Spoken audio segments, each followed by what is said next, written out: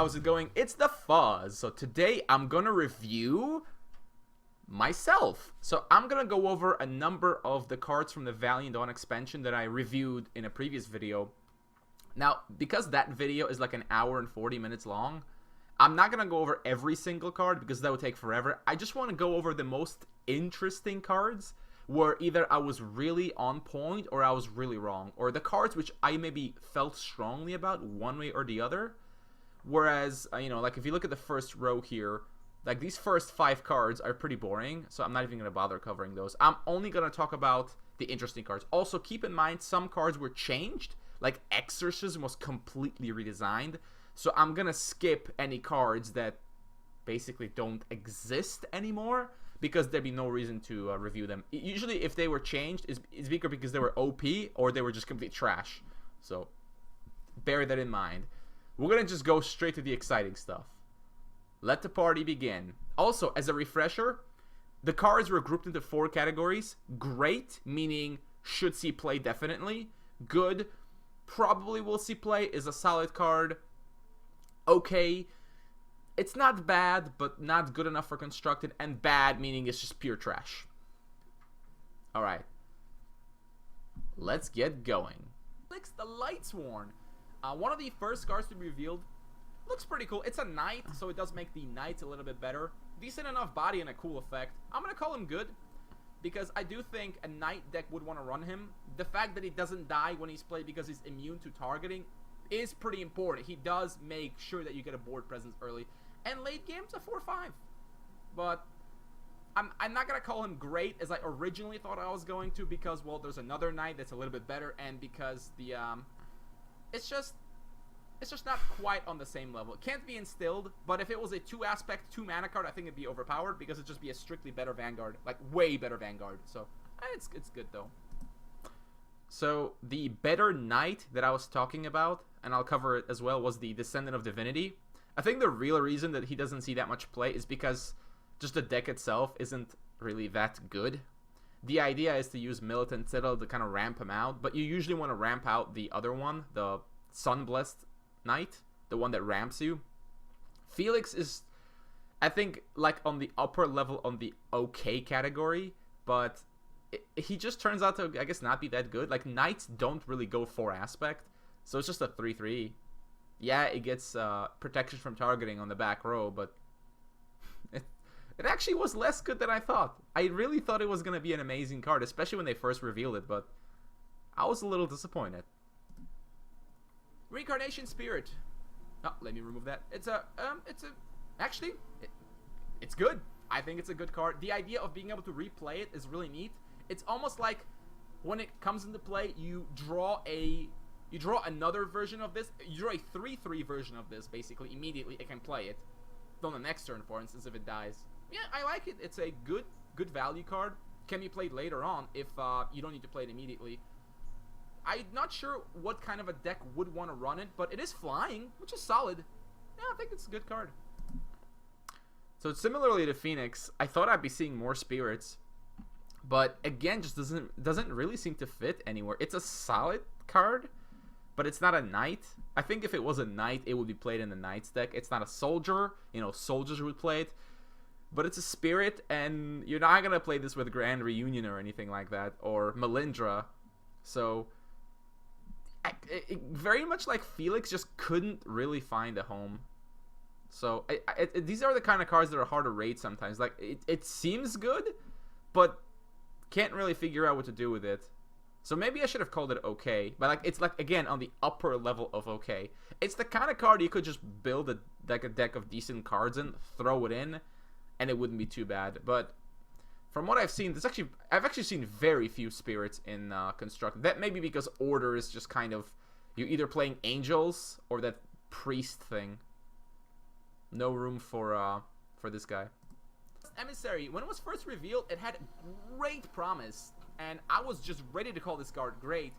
But unfortunately, we didn't really get any blessings to play with it. So what we had at the time, which was a kind of an interesting Wisdom Order deck, it's basically as good as it gets, because there just isn't anything new. The only other card you might toss in is the a distant expedition, which is another blessing, which is actually a decent blessing for this, but yeah, we just didn't get much in the blessing category. Prosperous Ruling is a blessing for Order, but it's a 4-mana card, 4-aspect card, and it's not even a good one either, so I'm gonna call this card good though, because the potential here is insane, but it's not there yet. It's missing a little bit that might make it great. In the future, it might be great if we get some more blessings or some other synergy to this. Yeah, it could be good. Yeah, the deck I was talking about, there was this deck that we made like kind of randomly. There was blue and white with Elric that was trying to make use of this, but it could never be better than like just okay, and there really never was any support for it. So the deck just doesn't have. It's in a similar situation that the artifact creature guys are in, where it just doesn't have enough to work with. The card is good, but it doesn't have anything to work with. So I think calling it good is fair. It's probably even going to be a great card when the time for it comes. Descendant of Divinity. This is the other big badass knight they added. Oh my god. It's a 4/6 with 3 speed, which is one of the biggest stat lines in the game. And the effect is interesting. I'm going to call this card great, even though it's actually not as insane as you'd think, because since he can only attack alone, if you're ahead on the board and you play Descendant of Divinity, he doesn't actually let you win more, since either he's going to attack alone or he's not going to attack at all. But the thing is, you can just play him as a defender, and he can double block with 3 speed and such a huge body. It's incredible. I think this could easily be an addition to any kind of an order deck that plays like these big creatures, and that's as big a stat line as you can get. They really pushed this card, and it's a knight, so synergy for knights. We'll have to see if knights can make it work, but yeah, it's good. In trials, it's gonna be a monster. Yeah, honestly, this is one of my big mistakes. The problem with this card is that it does not actually put you ahead on the board. And knights, who generally use Hermelian, their winning plan is they put like 2 or 3 of these solid creatures on the board, and then they hero power and kill you. The problem with this guy is that he won't be able to attack. If you're ahead on the board, you do not get further ahead by playing him. So he does nothing, actually. Yes, it's a good defender, but you'd much rather play like an Ironbeard or a Namir or really anything else, because it'll be able to double attack with your hero power. But this guy can't. It's not even game breaking in trials, because this card is deceptively well designed in the sense that it's limited by how powerful it can be. If it's your only creature, it's pretty insane. But if you have 3 other creatures, it's actually surprisingly not that good. It's not bad, but it'll either be like the only creature you have because it's the only thing they can block, or it won't even matter because you have other things that want to attack. Generally, the way you use him is that you attack with other stuff, and then he is the one who defends. But again, in a Hermelian deck, that doesn't work. You want to just double attack with everything. So calling him great was definitely an overreach.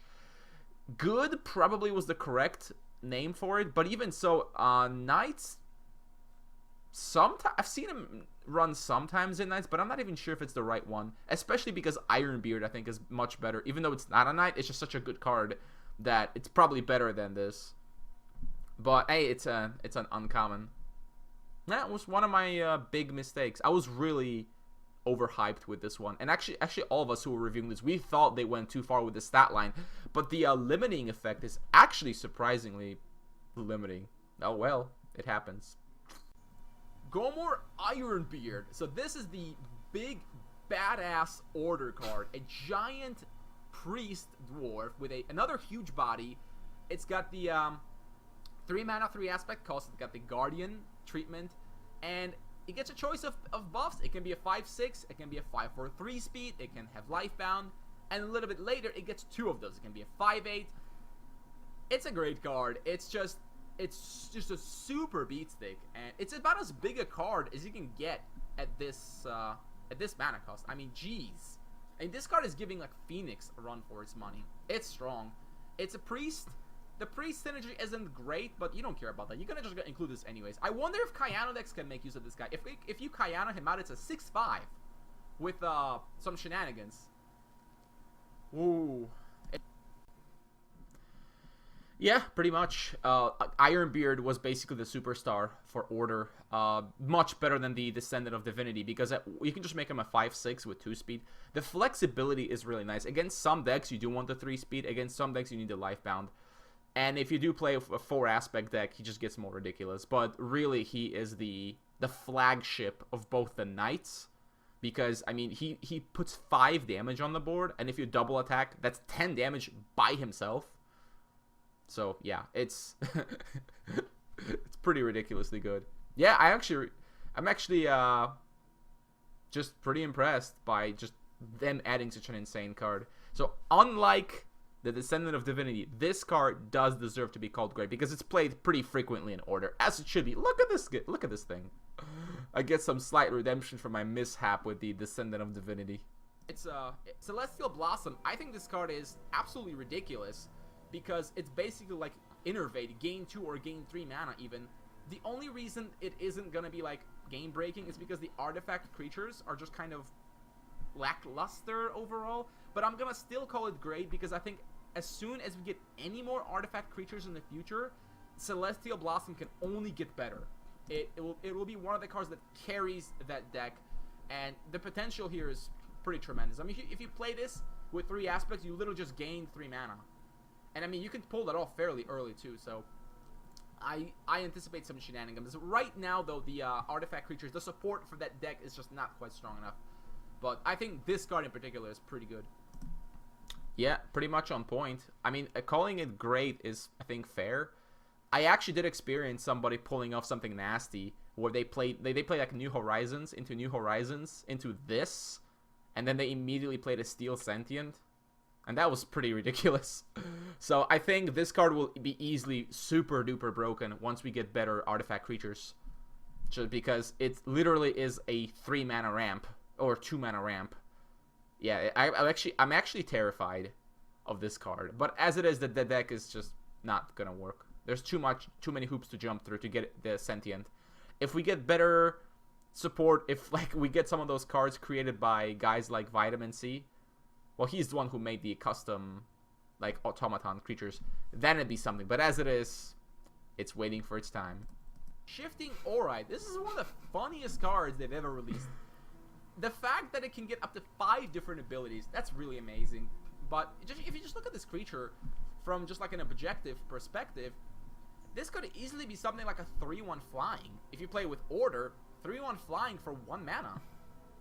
That's not bad. The idea is obviously to play this with like Obelisk of Unity and like just give it whatever abilities you want. I'm gonna call it good because I think it has some potential to be played in that kind of deck where you either play it probably with Order because being able to fly protects it from a lot of attacks, but some shenanigans with Swift could also happen if you have like 4 aspects and you Swift a 4/1 for 1 mana. Maybe. There's definitely potential, but it's not going to be up to me to figure out exactly what's going to happen. But I like the card. So, going back to it. So I think it's fair to say I slightly underestimated this card. I just called it good. The reason I did is because I didn't actually realize just how insane a 4/1 Swift for 1 mana can be. I didn't realize that instilling 2 of them for 10 damage is going to lead to a bunch of nerfs. I really didn't know. And I don't know why I was talking about flying when Swift is the only ability that matters, and also ranged. Like, I didn't foresee, like, the chicken decks, basically. Which is weird, because now that I think about it, it's so obvious. It can be a 4/1 with Swift for 1 mana. How is that not insanely broken? I should have just jumped from my seat and said, wow, this card isn't ridiculous. I mean, we're complaining about it a lot. But the funny thing is, that wasn't immediately the case. I think that may be why. Because we didn't immediately start playing these chicken decks. Because for a period, cards like Cloning Vats were like completely broken. And the one fairy that kept coming back to your end, that was completely broken. So nobody was playing it, but once the fog cleared, people started seeing just how ridiculous. Even if you just have just Rage and Wisdom, that's all you need. You don't need Deadly. You don't need Unstoppable. You don't need Ranged. You just need Swift. And having Ranged yeah, you know, if you play a 1-mana 3/1 ranged Swift early on, that's pretty good too. So I'm actually going to call this my second big mistake, because clearly it's insane, and I just thought it was good. It was like a defensive prediction. I figured it was going to be at least good, but I didn't really think far enough. Again, in my defense, there were other overpowered things that were kind of overshadowing it. But yeah, the card is ridiculous, and I expect it's going to get nerfed at some point. Last card is the Magi Expedition. It's an 8/8 giant crab. I mean, how cool is that? Anyways, the interesting thing about it is that while it has 0 speed, it's actually very easy for this thing to build up speed, because you draw a card at the start of your turn, and then you can draw with your shrine, and then you draw when he kills something. So yeah, getting his energy up is not too hard, and then if he attacks it with 4 speed, it's an easy 8 damage. But it's a little bit slow. I'm gonna call it okay. I think it's a really cool card, but it seems difficult to fit into a deck right now. It's just a shame, because this is exactly the kind of card I want to play with. Like, it seems like the energy deck should be able to use it. Like, you drop this with an aura, it's gonna have a bunch of energy, and then it's like it can block with 4 speed. You know, if it kills something, you draw a card, which is really good. But I don't know. I want to even call it good, but it's a bit out there. But who knows? Maybe it'll be playable. I hope it is. But at the moment, I'm just gonna stick with okay. Yeah, unfortunately, this card is not playable, because at 4 aspect, if you are ramping to 4 aspect, you're playing many more unfair things than this, like Silencer, like Red Dragon, Karthus, Grand Reunion, and Scatter's Bidding. You don't have time for cards like this. That being said, in Trials, it can be pretty amusing. The only time I've actually seen this used was with Soul Projection, the good version, where you play this with Elrike, and you get an 8/8 illusion, and then you just play Soul Projection, and then you just wipe their board entirely.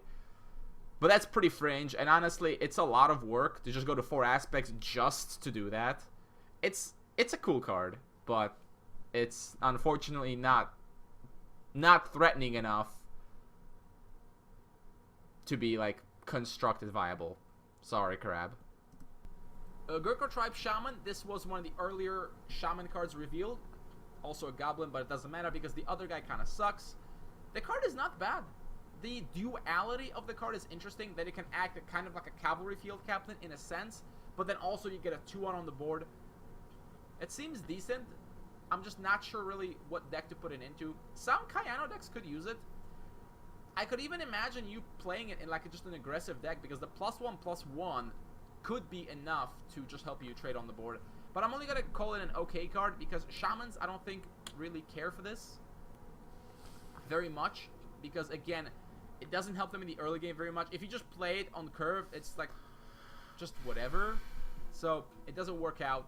The other ability is okay. It's not bad. I'm tempted to call it good. And maybe some decks can even make use of this, but I have never really seen it to be, like, amazing or anything. So, we're going to go with okay. Maybe I should call it good.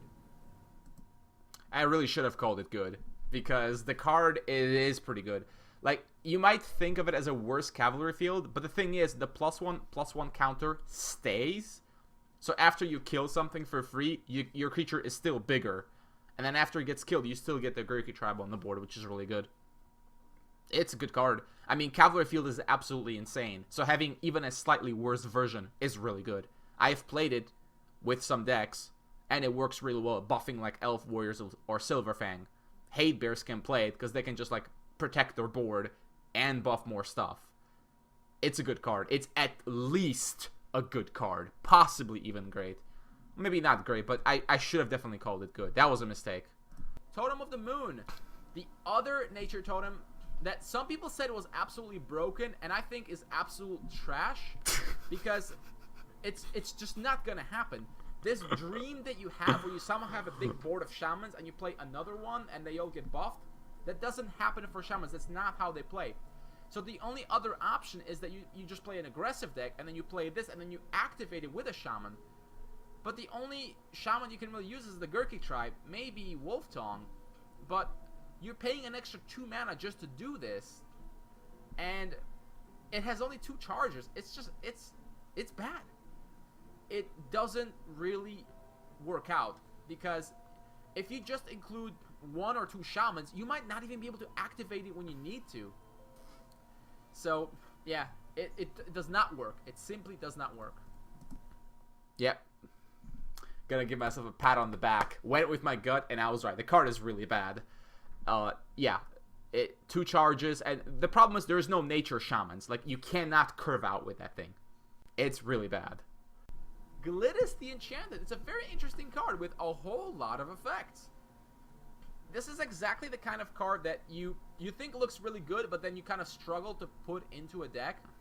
It can get 4 speed, which is really cool, and with 3 aspect, it can basically like permanently keep attacking as a 3 speeder. That's pretty cool, but it's just kind of whatever. Like, if you're going to 3 aspects in nature, you probably have more powerful tricks up your sleeve, like you're probably a hate bear player. So Glittis isn't really helping you there. The channeling ability is weird because I don't know what you could even use it for. Unless you're going into Wisdom and trying to use it with the energy cards, but no. I'm gonna call it okay, because it's a solid enough card, but it just doesn't seem to have a purpose, honestly. So actually, this card has found the purpose and should have been graded as good. The purpose of this card is in the basic Neva energy deck, where you use it to buff things like Moonlight Patrol and the Militant Automaton, or the Foundry Engineer if you're running that. And it actually works out pretty well. Basically, when you play him, the 2 energy is like a free trigger of whatever you want. An extra shield, an extra golem, extra damage buff on the Moonlight. Moonlight can actually do like 5 damage if you play it with Glittis and you press the hero power button. The card is actually pretty good there, but I think because Moonlight Patrol was bad at the time when it was first released, it was later buffed, that might be why we didn't see that deck right away. But now I think it's actually good. The deck is solid, so, and Glittis works pretty well in that deck. So I should have called it good, but in my defense, the pieces weren't there yet for the deck. Kyanor Wolftongue is it's probably the best cards Nature got, along with Fleeting Fairy.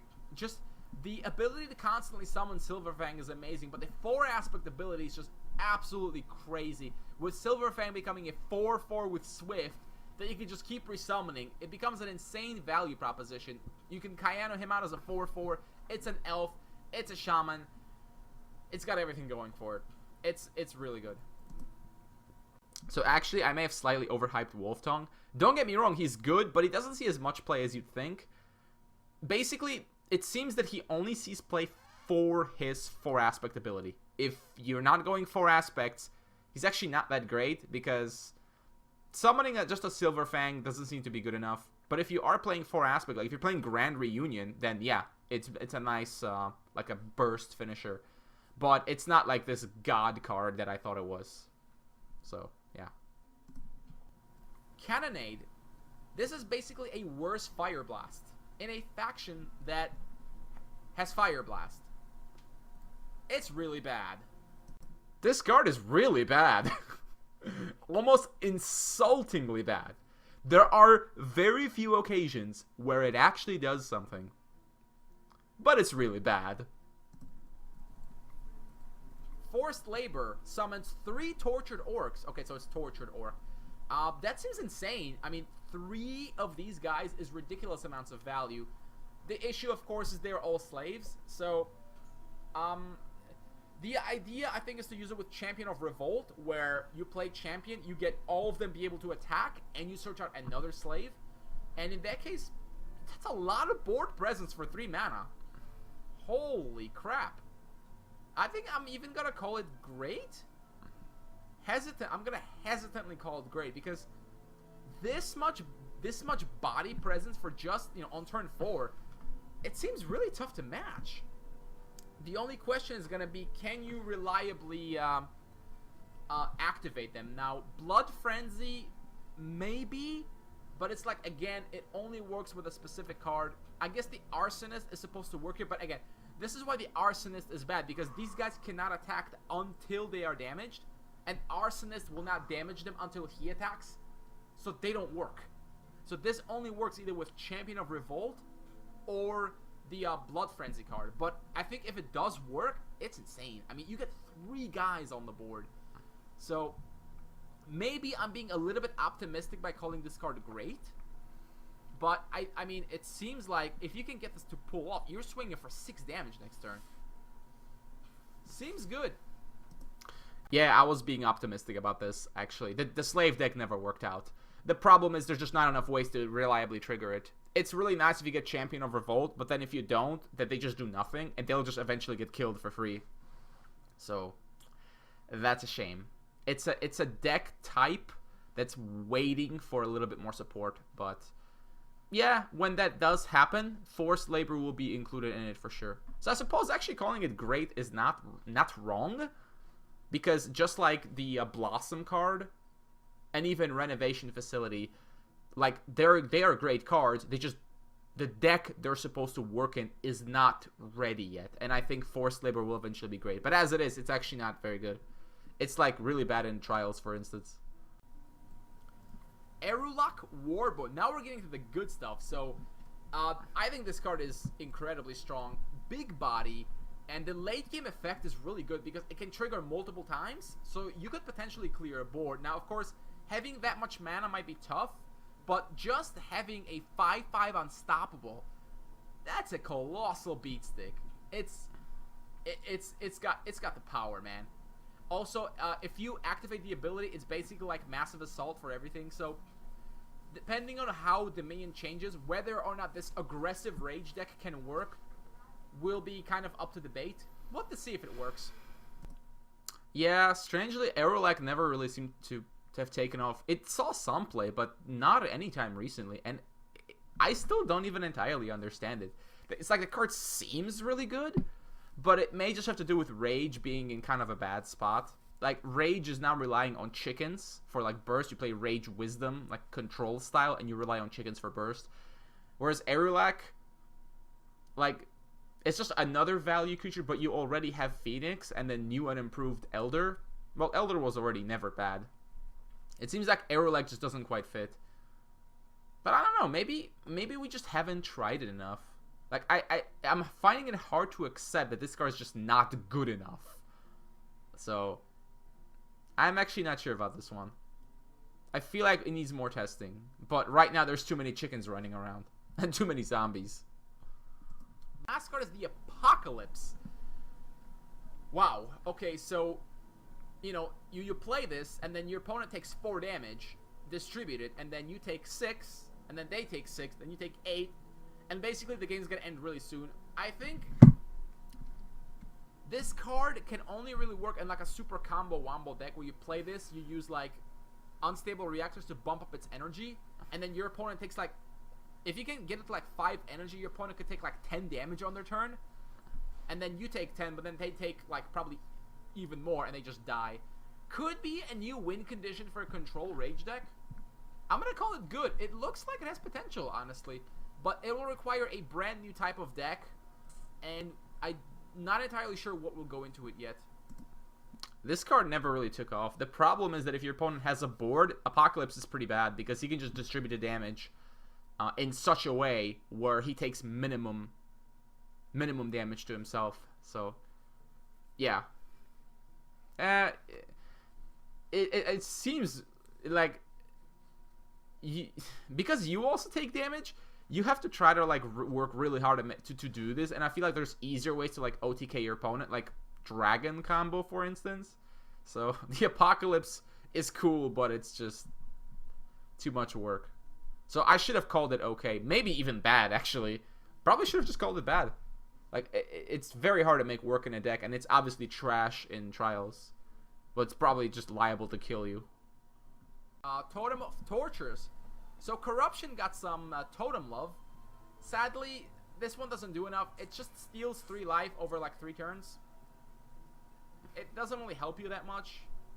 It's not awful. I'm gonna call it okay, but I'm not sure if it's really worth playing. Like, you probably would just rather play 1-drop, honestly. Are Corruption Shamans any good? They just seem mediocre. I don't think I don't think starting Corruption is better than just starting with Rage and going Swiftness into hopefully Yard Priest or something. So I'm just gonna call it okay because I don't think it's like absolutely awful, but it may actually be absolutely awful. So the Totem actually made its way into the Rage Corruption Shaman deck, and it actually works pretty well there. And the reason for that is, I think the reason why I wasn't wrong here was because the Deathbringer Shaman was buffed soon after, and because it was buffed, it suddenly became a really good Shaman, and so including this card became, like, it was good enough. And it turns out that stealing a little bit of life is actually good, because as a Shaman player, you struggle in the early game, so if you can get some life in to survive better, it's actually worth it. It's played 4-off in the Corruption Shaman deck, so I should have called it at least good. But again, the deck wasn't quite there because of the Deathbringer Shaman. So I would now upgrade the card to good. Swamp God Emissary, this is the second Shaman. This one's actually good. Not because it's a Shaman, but because the secondary effect, there's a lot of things you could bring back with him. You've got Mesmerizing Spirit, you've got Survivors, you've got Yard Priest. So it seems like this is the guy that might make Corruption Shamans a thing, because it's actually solid. Now, you do have to pay 5 mana to bring something back, but it looks like you're gonna get 5 mana worth of value. You can bring back Flame Serpent. That's really funny. The reason I'm calling him good isn't even because of Corruption Shamans, but I think it's just a decent card to have anyways, because of the reanimation possibility. It's just a good value card. You reanimate a Mesmerizing Spirit, you got 2 creatures, and they discarded a card. So this card is possibly even great.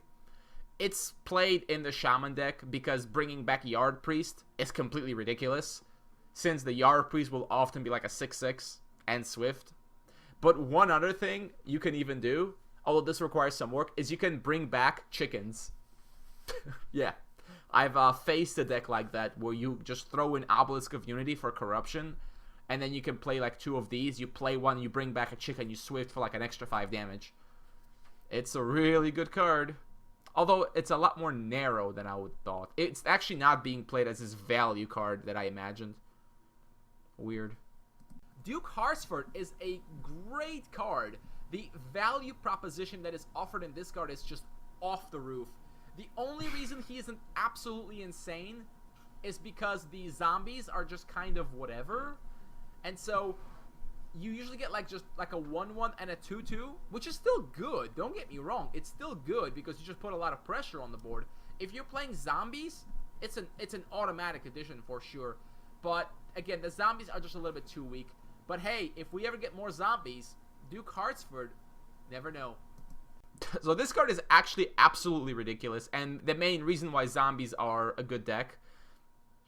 What I failed to mention is that Zombie Necromancer is a zombie, and when you bring him back, all your guys get deadly, and suddenly your opponent is really sad because all your guys have deadly. Yeah. And when you already had zombies on the board, you know, resurrecting Zombie Necromancers is great.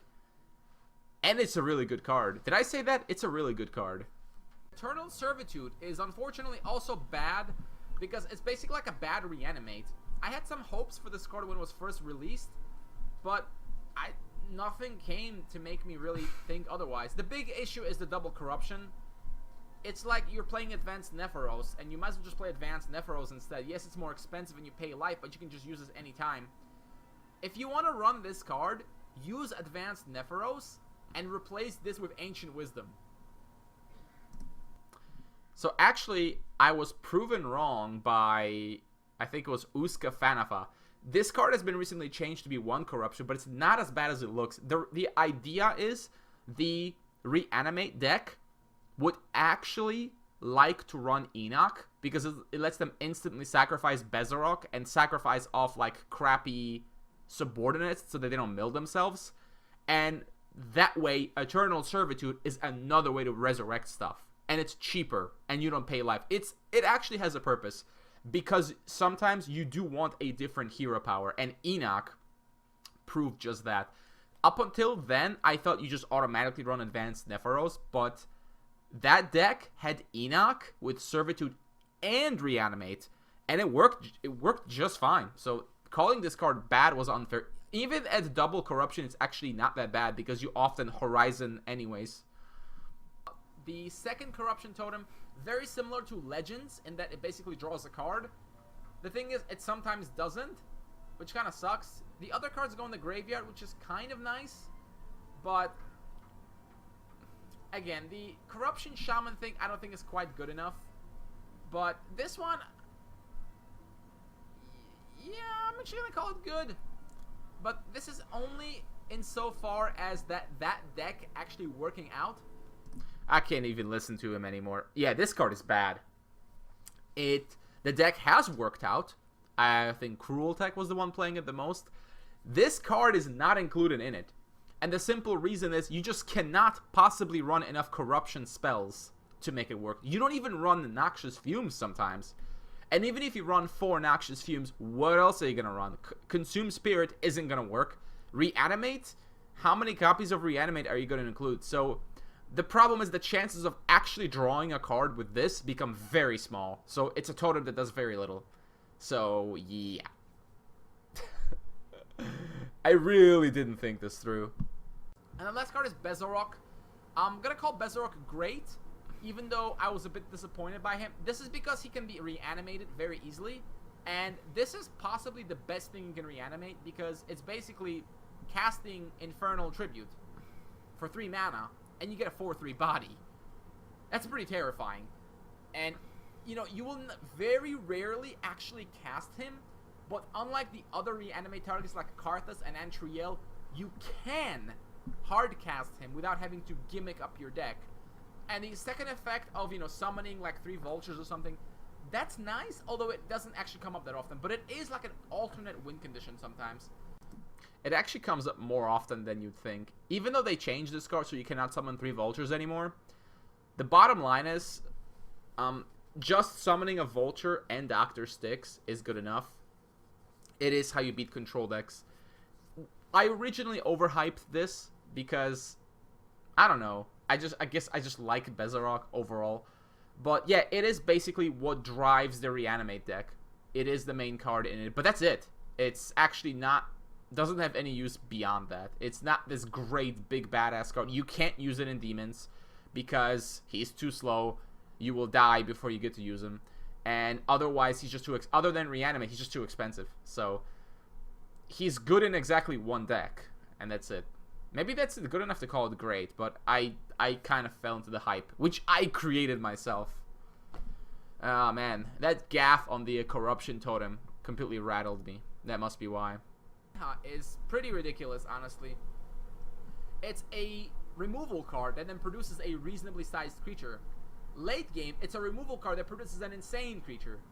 The amount of value Prinha generates is completely insane, and yes, if your opponent kills off their creature first, you lose Prinha, but then, okay, then they lost the creature and you lost the creature. Then it's fair. Worst case scenario, it's a fair removal card. Best case scenario, it's insane. It's a crazy card. It probably... yeah, it's good, but it's not actually as insane as I thought. I think because Soul Projection, they changed Soul Projection to be better, so now Order has a way to get rid of your creature by just Soul Projecting the card. You can also Soul Flames your own card to get the health back. Don't get me wrong, Prinha is a solid card, and it does see play, but I thought it was so good that it needed to be nerfed, and it wasn't nerfed, and no one's complaining about it. So I was wrong. It counts as a wrong prediction by me. Another mark on my hat. Mistress of Shadow, another really interesting card. It's a good body for the cause. It's a Vanguard with the effect that you draw a card, but your opponent can hit you with it. So it's not strictly better than Vanguard because there'll be times where you can't play it. Ideally, you want to follow up a Vampiric Ash so that if this attacks, it won't damage you and it won't kill itself, so you get it back. An important part about this card is that when it goes back to your side of the board, it can immediately attack. So I think it's good. It seems like a solid 3-drop, and you know, if it draws a card as well, yeah, it seems good. It's actually not good. I've played a deck with this where I thought it might be good. It was in that Enoch Sacrifice deck. And yes, when you play it on turn 3 and draw a card, it's really good. The problem is it's pretty terrible every time after that, because if you have any kind of a board, giving your opponent Mistress of Shadows usually means they can trade it off for something. And that sucks, because then you may be in a position where you can't play her. So it doesn't quite work out. I think good was a little bit generous for it. It's a neat idea, but the price of it being bad, I think, is too high. I guess if you just ran like 2 copies of it, maybe, then when you get it, it's good. But the thing is, basically anytime after turn 3, it's more and more and more likely to be really bad. And I think because of that, I should have called it maybe just okay. I guess as a single copy in trials, it might pass, but it actually is not good. Poor Fuzz just can't get any cards right. Raging Minotaur is a great card because it's a 5/5 with 3 speed when it attacks. You know what else is 5/5 and 3 speed? Red Dragon. Yeah. It deals 2 damage to you, but that's mostly irrelevant. With Vampirism, the effect goes away, and it gives you back 6 life. It's a terrifying 4-drop. You know what? Minotaur along with Prinha were 2 of the big rage cards they did not nerf because they didn't think they were a problem. It turns out they were right, and I was wrong because I thought this card is insane, but calling it great is wrong because, first of all, when I said that taking 2 damage doesn't matter, it does matter. If you're up against aggro, that 2 damage could actually kill you because, yeah, if you can hit their face back and race them, that's good. But if you can't, you're going to have a problem. And also, if you try to use this to trade, you're going to just take more damage. And the other thing is, because it is 1 speed on their turn, if your opponent just plays a zombie necromancer, they can just run a zombie legionnaire into it and kill it. And that's really bad. So I still think it's good. I think it should see more play than it does, but it is definitely not this monster card that I thought it was when they first revealed it. See, I was sure they were going to have to nerf it, but turns out they didn't. Although, who knows, maybe in the future somebody will make a deck with Minotaurs and we're all going to baby rage about it. Probably me. Otriska, whatever, is a good card. It's one of those cards that it seems like it's hard to want to play, but that's because the other stuff is too good, like Raging Minotaur. But I think once that stuff gets toned down, you're looking at a 5/5 flying deadly. That's no joke. Yeah, you have to sack a creature, but I think that's okay. That's why it's not great. It's just good. The 4-aspect effect is interesting, but honestly seems a bit underwhelming. I don't understand why you have to pay 2 mana to give it range. Why not just give it ranged? Okay, deadly ranged 5/5 is kind of silly, but it's probably fine. But it's just a solid card. It's gonna be probably really good in trials. So actually, this card has seen play in exactly 1 deck, and that was the Enoch Sacrifice deck. And even there, it's questionable because you're paying quite a price by having to sack a creature, and the only time that's ever good is if you hit something like a Deathbringer or Shaman, and then you can trigger the -2/-2 effect. But I'm not really sure it's worth it, really. I'm not sure you wouldn't just play Minotaur. Since Minotaur was not nerfed, yeah, I think you would just play Minotaur, honestly. So I think calling it good was a little optimistic. Probably should have just called it okay. The Spirit Guide, the effect seems cool, but none of the spirits have like a really good enter the field effect that you'd want to play her. And blue and green, there just isn't much you can do with that. I mean, you could play up like a Dust Titan and shock something, but then as soon as she dies, Dust Titan goes back. So I don't know. You have to expect her to not die, and in that case, yeah, you can just kind of do some shenanigans with her. You get like ridiculous value by putting out like a Titan or something, but I think too often she will get removed, and then it'll just be a 4 mana 2/3 flying. So I'm gonna call it okay. I don't think it's bad, but it doesn't have a deck yet. We don't. Okay, so I think I was correct when I said this. Now, that said, Melindra has seen play in the Grand Reunion Spirit thing, but that's because Life Force Incarnate was made really good, and that's a Spirit, and between that and Titan, you have enough targets. Like, if you get her from Grand Reunion and you get to put, like, a Life Force into play for free, you get a card back into your hand. Even if she gets killed and you just bounce the Life Force back, you still got a card for free. So Melindra is actually good there. But at the time, Life Force was kind of weak, so you didn't see her. So I was actually not wrong, believe it or not. Azurus, the Burning Agony, I think is great because there's been some cards released with a milling effect that can make her work. And because she herself is swift, you can immediately put her to use. So the idea is you play with, like, vultures and stuff, and you can just easily, like, start doing shenanigans. You play this, you play a vulture, you mill something, you kill their defender, you hit it in the face, you mill more cards.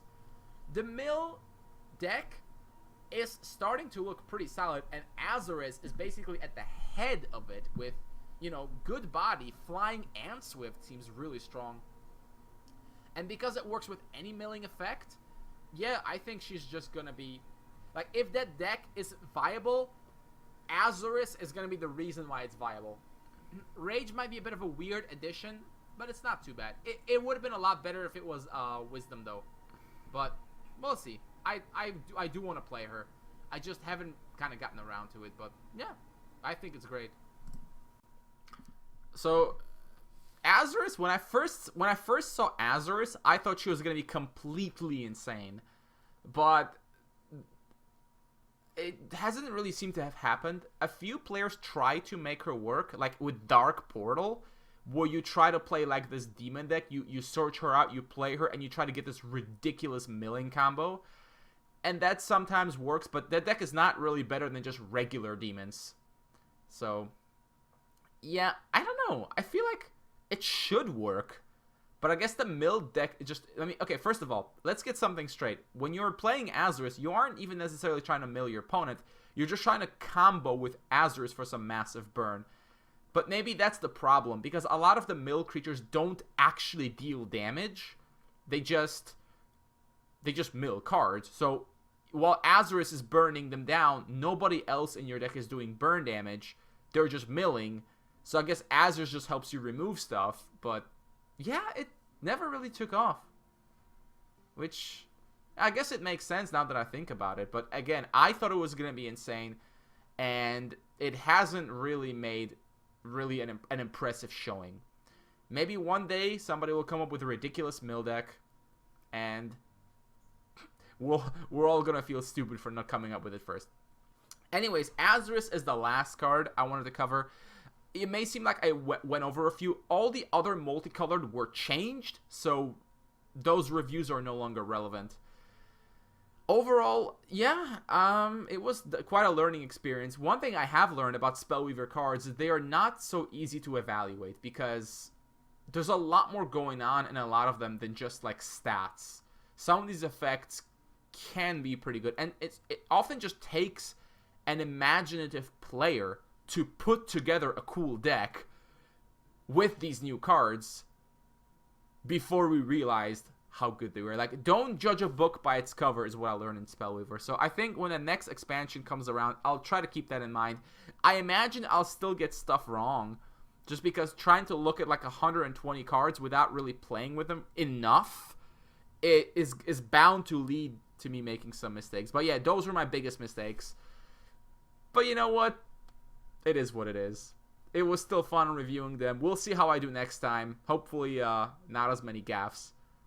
What will be the biggest mistake? I think the Rocky Berserker. I really thought it was trash, but it actually was played in an aggressive rage deck, and it was doing pretty well. So that was my Dr. Boom mistake of the set. Hopefully no more of those, but knowing me, there'll definitely be more of those. Thanks for watching, and I'll see you guys next time.